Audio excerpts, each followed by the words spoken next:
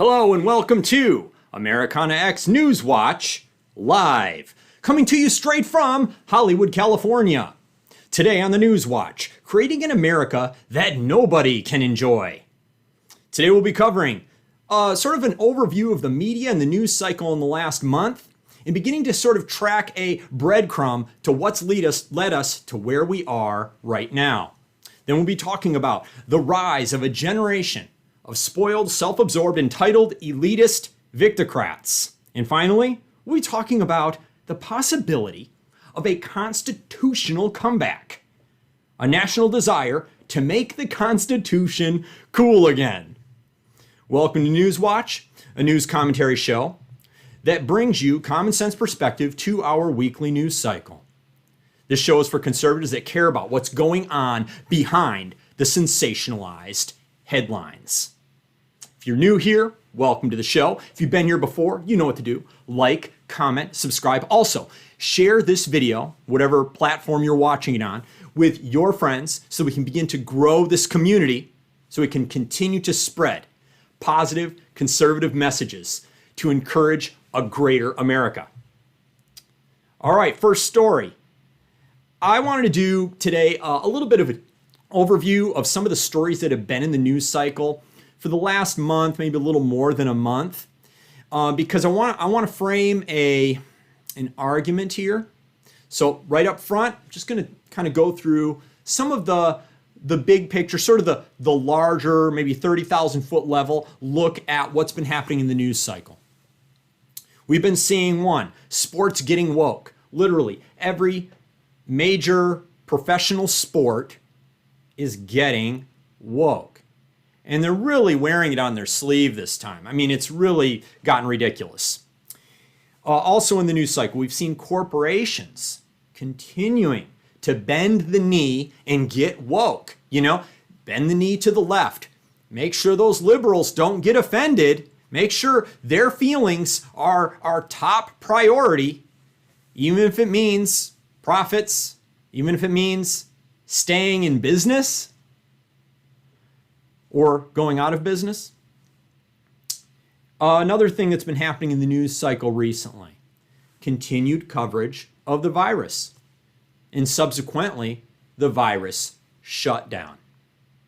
We've seen liberal governance, basically an overreach by our liberal governance, running amok in all of our major cities, which in some ways could be used as a way of defining or understanding a lot of the unrest that we have.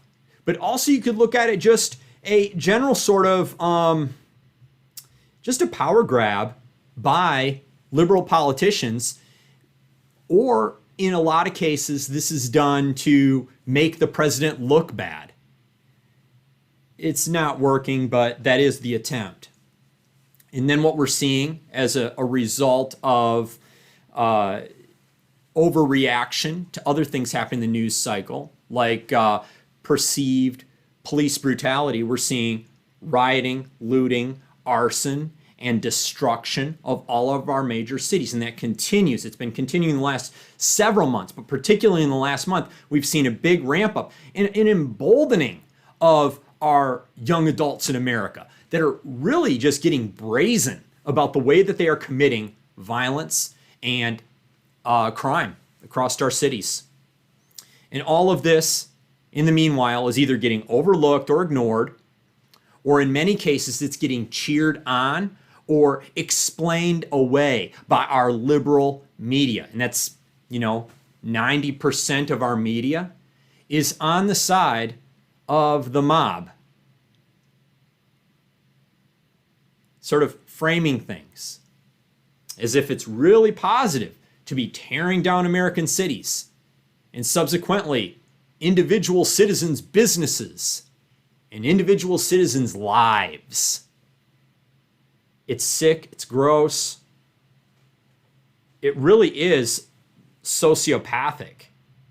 The media can't do enough to shill for every liberal cause under the sun. And that is what we're seeing. Literally everything being reported in the news is going in the direction of the liberals. Everything is going woke. They can't pander enough to liberals, moderate or extreme. And yet, liberals can't stop complaining. They just can't stop complaining. This is what we are seeing. I think it is really, this is kind of where I want to go. This is where I'm kind of taking this episode. I want to look at the fact that even though everything that's been happening in the news cycle is there to pander to the liberals, they still just never run out of things to complain about. So here's a quick summary of the pathway in terms of the way that I'm seeing it right now. And you can see if you agree or disagree. Either way, you can leave a comment in the comments section to let me know what you think. As a result of liberals' incessant complaining, we started getting baseless and unwarranted protests. This started a few years ago. The one that I felt was the most notable sort of baseless and unnecessary protest was the pussy hat protests that we got. Right after Donald Trump was elected, I was like, yeah, this one rings kinda flat for me. I don't really buy that there's a real reason for this to exist.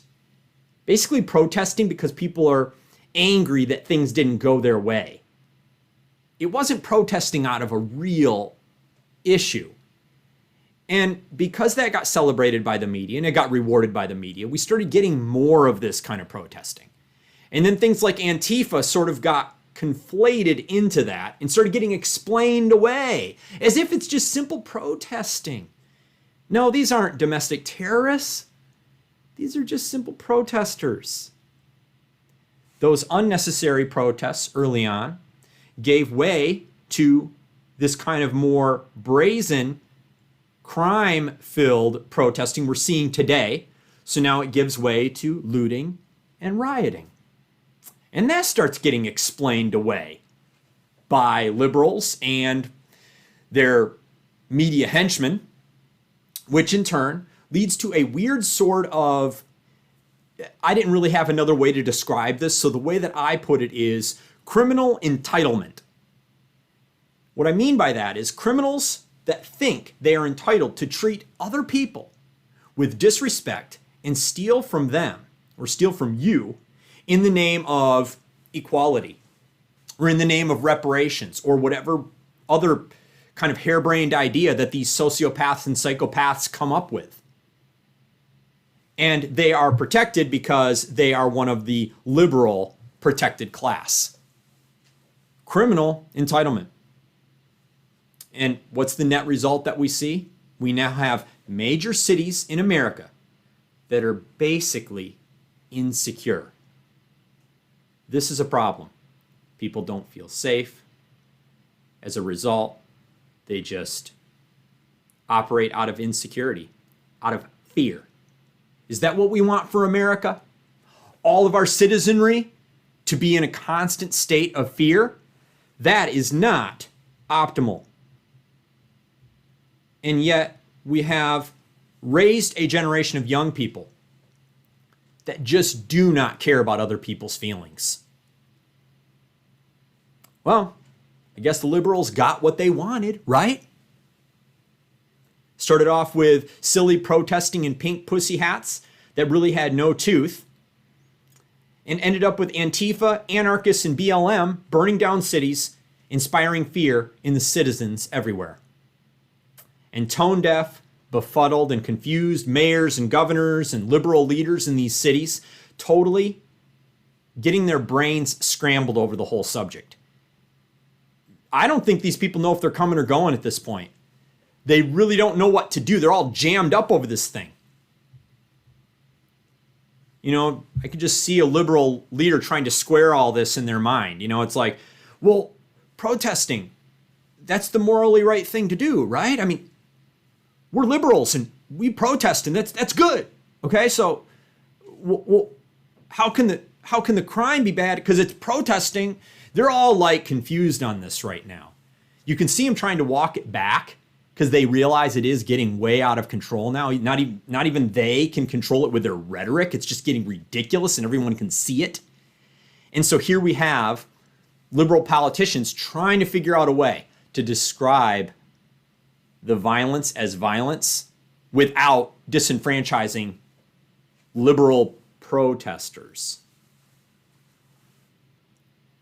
As a result, mayors are doing ridiculous stuff to try to somehow dance around the subject and still make their liberal constituency happy. So they'll do things like defund their own police department in their city. The thing that's keeping law and order and keeping society functional, yeah, we're going to defund that. Cutting their nose off to spite their face. And as a result, criminals in their cities are further emboldened in the actions that they take because they know there will be no real accountability for the destruction, for the theft, for the arson.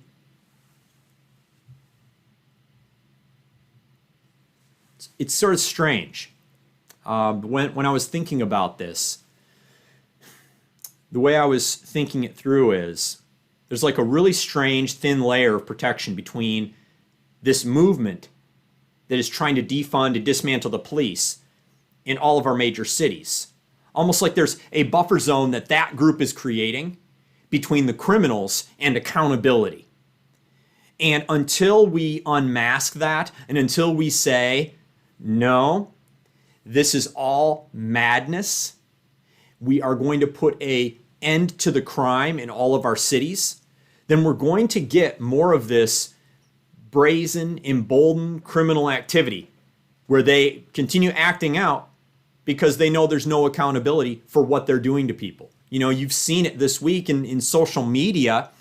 You'll have an older white couple trying to eat at a restaurant, and then marchers on the streets come in and break glass around these people, drink their drinks right off their table.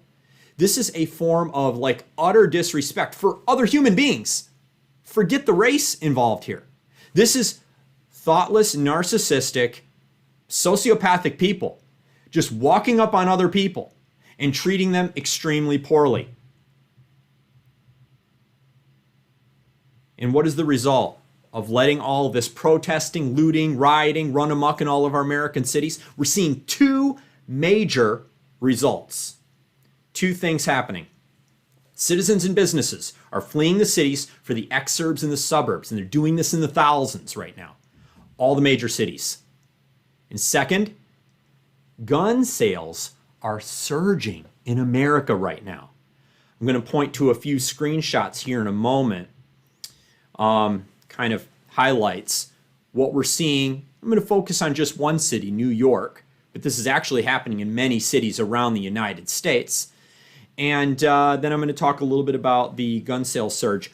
Now, these headlines, some of these are provided by another YouTube creator, a really great YouTuber named Dr. Steve Turley. I'll leave a link to his video where I got some of these sources from, and you can check him out. His stuff's really great. So let's look at the first screenshot here. This one is a headline that came out on August 3rd. New York City murders up 50% for month of July. New York Police Department stats show. Now, this is just one example here. You know, murder up 50% in New York. But we could say, you know, even just looking at what's going on here in Los Angeles, in the first month after it got popular to chant defund the police, crime went up 258% in LA. So that's just, you know, these examples you can cite are happening everywhere. Criminals getting more emboldened as it becomes fashionable or popular to hate our law enforcement. Next screenshot. In New York City, shootings surged by more than 358% in mid-June when compared to the same time in 2019. Just another example of, you know, we're looking at far more shootings. This one right here. As a result of what's popular and what's fashionable, politicians that are confused and brain scrambled like de Blasio agree to cut $1 billion from New York police budget. This is not based on common sense. This is not based on reasoned governance. This is all based on emotional reaction based on what's fashionable, what's cool in the time. This right here is an article that was written by an author named James Altucher. New York City is dead forever. He's been on he's done some interviews recently on national television. By the way, James Altucher, really great author. You can check out one of his books. I remember going through one of his books a few years ago called Choose Yourself. And he's just a really good, if there's somebody that really understands bouncing back from adversity, it's James Altucher. I mean, all of his books kind of have that feeling of like, you can be down and out, you can go through tough times, but you can bounce back. Major theme. That guy is now saying New York is dead and it's not coming back. And if it does come back, it's going to take it many, many years, maybe decades, to return from this mess. There's another guy, Glenn Beck, did a breakdown of this article. In fact, I think he read through the entire article on his show. Really powerful show, really good. I didn't include the link in this one, but you can just check it out on YouTube. I'm sure you can find it. All right, next screenshot. Now, what do we see as people are fleeing our major cities? As a result of people fleeing our major cities, August sees record high in gun sales compared to same month in past year's analysis. I mean, I'm not going to spend a lot of time on these. I'm just going to kind of zip through these at this point. But you see where this is going. Gun sales already exceed 2019 with 4 more months to go in 2020. And how do you think all these people are going to vote, by the way? All these people that are buying these guns, nearly 5 million first-time gun buyers in 2020, how do you think they're going to vote in November? You think they're going to vote for the Liberal Party after buying these guns? Vote for the party that promises to take their guns away from them? We're going to excuse and ignore all of the looting and rioting in all of our major cities, but we're going to take your guns away. Once again, as I've heard other pundits talk about recently, protecting the criminals from the citizenry. Moving on to the next story. A nation of spoiled, privileged, self-absorbed, self-entitled, elitist Victocrats.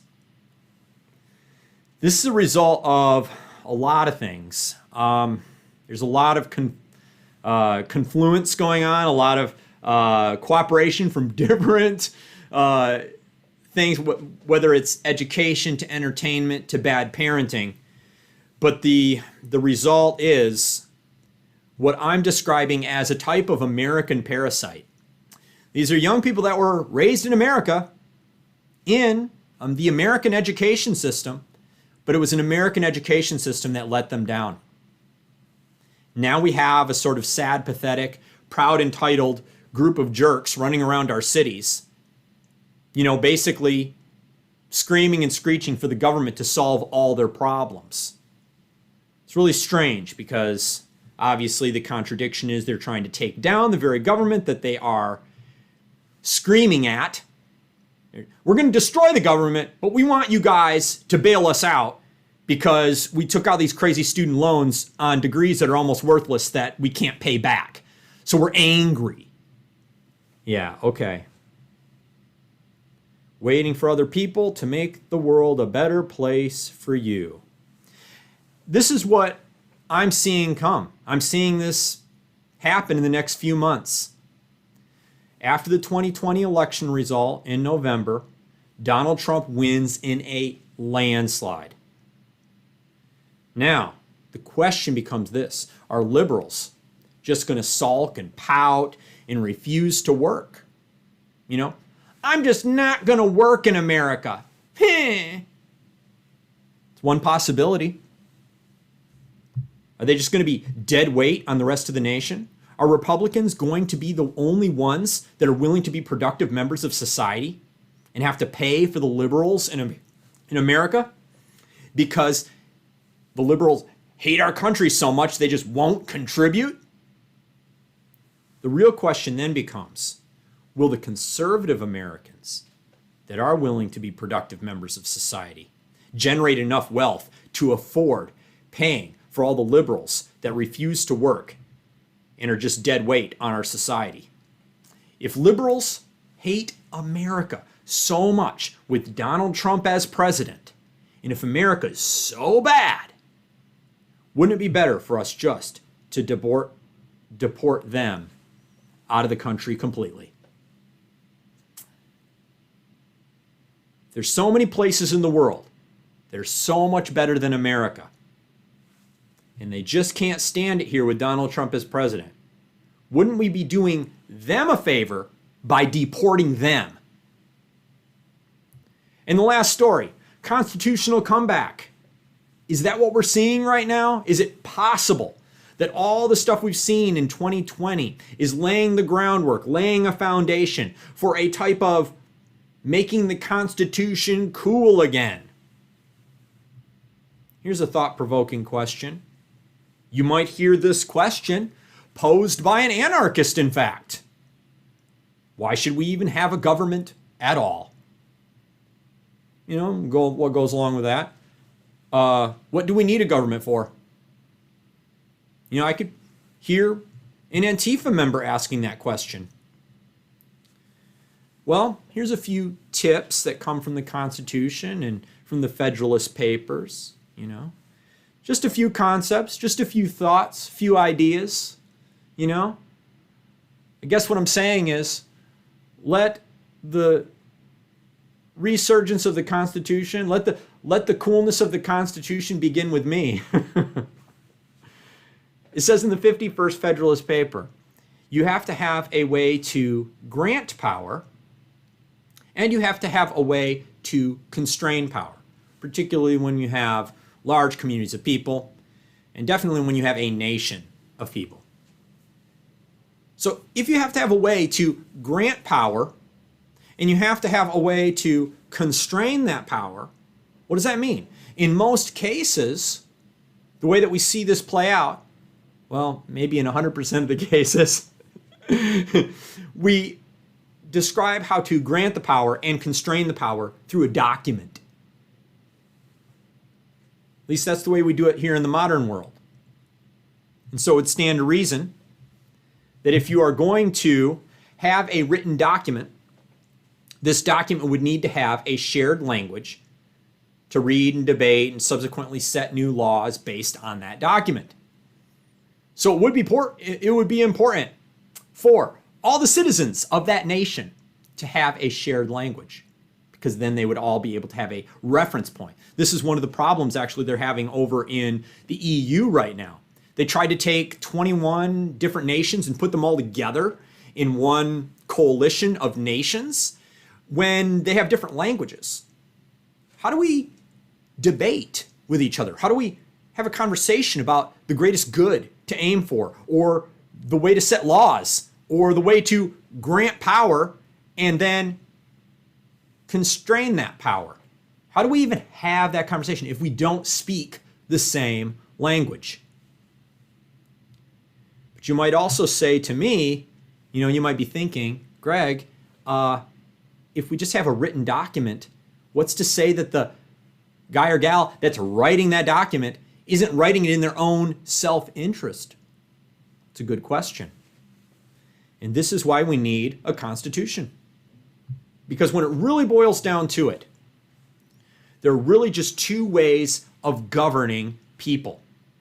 One by talking, and the other is by force. And right now what we're seeing across our major American cities is an experimentation when you replace talking with force. We're seeing it play out in our streets every night. Just look at Portland. If we cease to be able to have a conversation between two people, two politicians, two opposing views, then we lose the ability to talk. That leaves only one way to govern people, and that is by force. I guess what this brings to mind for me right now is something I saw in social media in the last week. It's made its rounds. I'm sure you've seen it. It's Kyle Rittenhouse as he's running through the city with an AR-15 rifle. basically running for his life. Protesters slash rioters, it's kind of confusing what these people are, chasing him down, throwing things at him, hitting him with a skateboard or other weapons. Basically, a crowd of people trying to take out violence by chasing a kid down the street. He turns around, he uses the AR-15. By the way, I am not a proponent of 17-year-old boys carrying rifles in the streets. I think we need to stop that. But the only way to stop that is to meet the larger crime with a force that will make sure that that is ended. Make sure that we bring an end to all of this. Yeah, we don't want 17-year-old boys in the street with an AR-15, granted. But we also don't want violent arsonists and criminals in the street doing anything with any kind of weapon. Molotov cocktails, even Campbell's soup cans. It takes the appropriate measure to constrain power. That is why things like the Constitution are important. And this is why it's important to have a police force that is empowered to meet the criminal activity with a proper amount of force so that we won't have any more 17-year-old boys running through the streets trying to act like law enforcement themselves. Because if we do away with talking and we instead rule everything by force, we are going to see more militias rise up to meet this sort of, what do we call it? A law enforcement vacuum of sorts. You have a law enforcement vacuum. There's going to be something that's going to fill that vacuum. Force will meet force at the proper measure.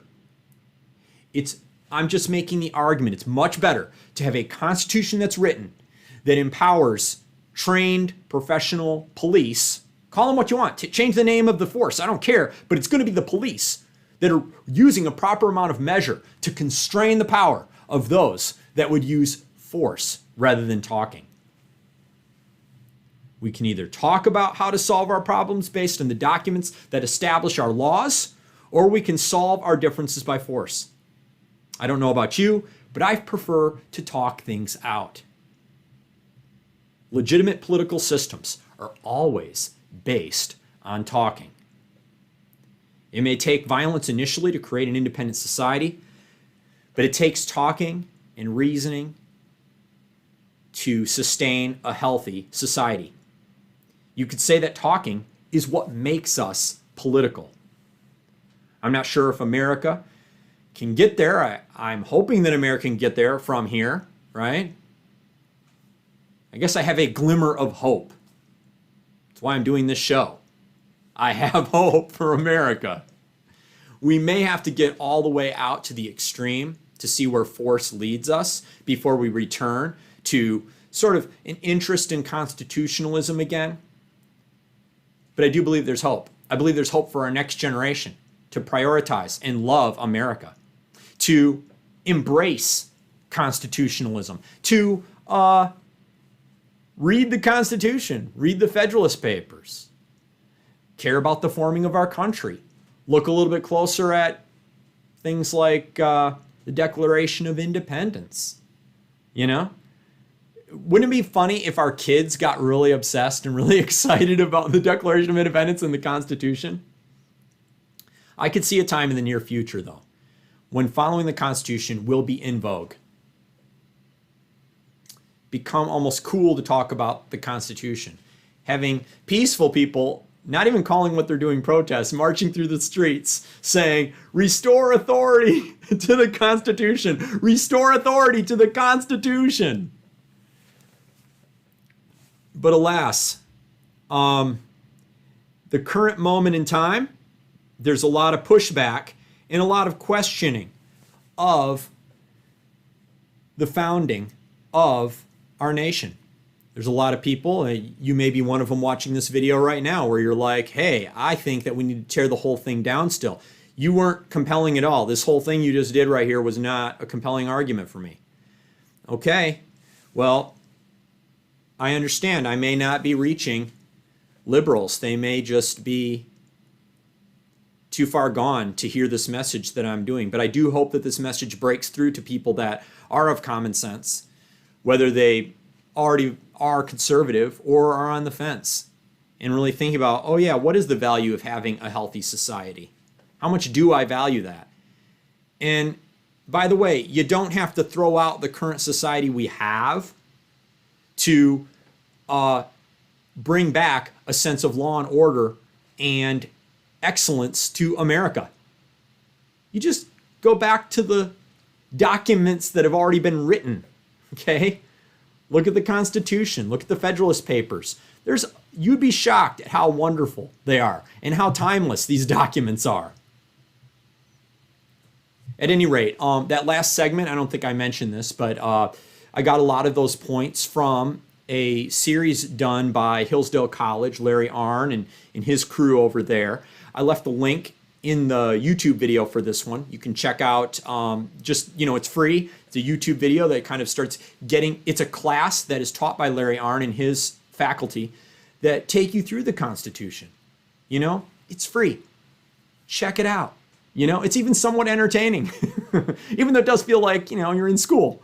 But at any rate, this has been another episode of Americana X Newswatch, coming to you live from Hollywood, California. I've been Greg D. We will see you in a few days.